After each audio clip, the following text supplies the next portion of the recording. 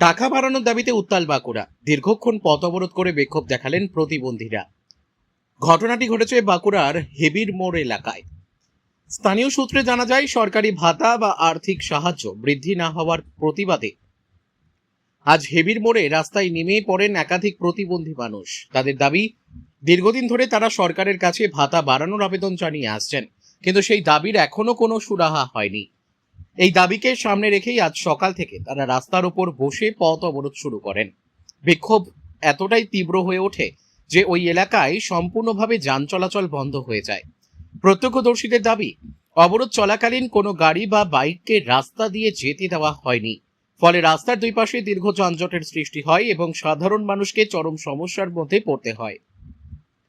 পরিস্থিতি ক্রমশ উত্তপ্ত হয়ে উঠলে ঘটনাস্থলে পৌঁছায় পুলিশ। পুলিশ এসে পরিস্থিতি নিয়ন্ত্রণে আনার চেষ্টা করে এবং বিক্ষোভকারীদের সঙ্গে কথা বলে অবরোধ তুলতে উদ্যোগ নেয়।